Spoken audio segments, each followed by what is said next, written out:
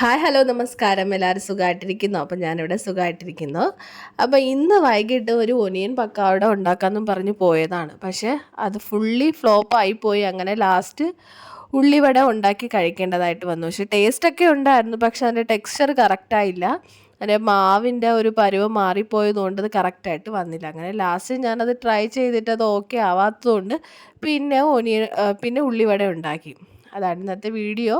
അപ്പോൾ എന്തായാലും നമുക്ക് വീഡിയോയിലേക്ക് പോവാം. അപ്പോൾ ഞാൻ പക്കോട ഉണ്ടാക്കാൻ വേണ്ടി സവാളയെല്ലാം നന്നായിട്ട് അരിഞ്ഞെടുത്തിട്ടുണ്ടായിരുന്നു. എന്നിട്ട് അതെല്ലാം സെപ്പറേറ്റ് ആക്കി വെച്ചിട്ടുണ്ടായിരുന്നു. അതിങ്ങനെ സെപ്പറേറ്റ് ആയിട്ടിരിക്കണം, എങ്കിൽ മാത്രമേ അത് ഒരു ഒനിയൻ പക്കവട ഉണ്ടാക്കുമ്പോൾ ശരിയാവത്തുള്ളൂ. അപ്പോൾ അങ്ങനെ ഞാനതെല്ലാം അങ്ങനെ കറക്റ്റായിട്ടൊക്കെ സ്പ്രെഡ് ചെയ്ത് ഇട്ടു.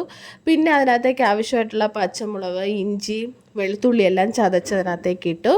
പിന്നെ വന്നിട്ട് മല്ലിയില, കറിവേപ്പില, പിന്നെ കുറച്ച് മഞ്ഞൾപ്പൊടി, ആവശ്യത്തിന് എരിക്കുള്ള മുളക് പൊടി, പിന്നെ പെരുംജീരകം, ഉപ്പ്, കായപ്പൊടി. അപ്പോൾ ഇതെല്ലാം കൂടി ചേർത്ത്, പിന്നെ ആവശ്യത്തിന് ഇതിനകത്ത് എണ്ണയാണ് ചേർത്തിരിക്കുന്നത്. വേറെ ഞാൻ വെള്ളമൊന്നും അങ്ങനെ ചേർത്തിട്ടില്ല.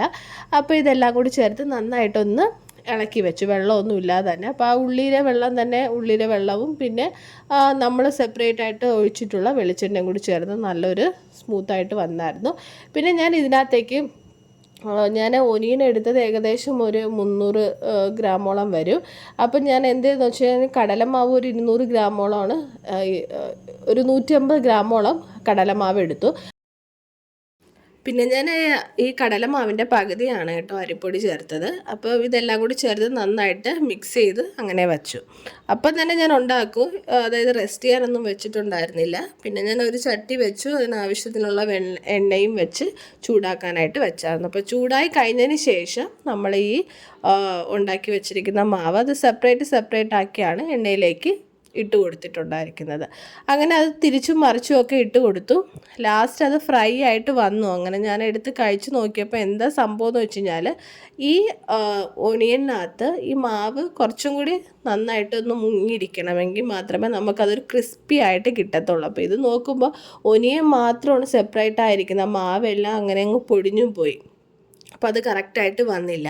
അങ്ങനെ പിന്നെ ഞാൻ എന്ത് ചെയ്തെന്ന് വെച്ച് കഴിഞ്ഞാൽ കുറച്ച് മൈദ ഇരിപ്പുണ്ടായിരുന്നു. അങ്ങനെ മൈദയും ഈ മിക്സറിലൂടെ ചേർത്തിട്ട് വീണ്ടും അത് ഇളക്കി എടുത്തിട്ട് ഉള്ളിവട ഉണ്ടാക്കാനായിട്ട് പോയി. അപ്പോൾ ഉള്ളിവട കാരണം ഈ നമ്മൾ ചേർത്ത് വെച്ചിരിക്കുന്ന മസാല അത് സൂപ്പറായിരുന്നു. പക്ഷേ ആ ഒരു കടലമാവ് ചേർത്തത് കറക്റ്റായിരുന്നില്ല, അതുകൊണ്ട് മാത്രമാണ് അത് പാളിപ്പോയത്.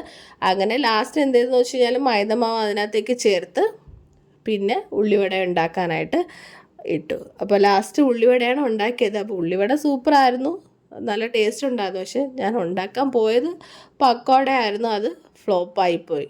മാവ് കറക്റ്റായിട്ട് ഇടാത്തതുകൊണ്ട് അത് ഫ്ലോപ്പായിപ്പോയി. അപ്പോൾ ഇന്നത്തെ വീഡിയോ ഇത്രയാണുള്ളത്. അപ്പോൾ നമ്മുടെ വീഡിയോ ആദ്യമായിട്ടാണ് കാണുന്നവരെങ്കിൽ ഒന്ന് ചാനലൊന്ന് സബ്സ്ക്രൈബ് ചെയ്തേക്കണേ, അതുപോലെ ലൈക്ക് ചെയ്യാനും മറക്കല്ലേ. അപ്പം വീണ്ടും നമുക്ക് മറ്റൊരു വീഡിയോയുമായി കാണാം. അതുവരേക്കും ബൈ ബൈ.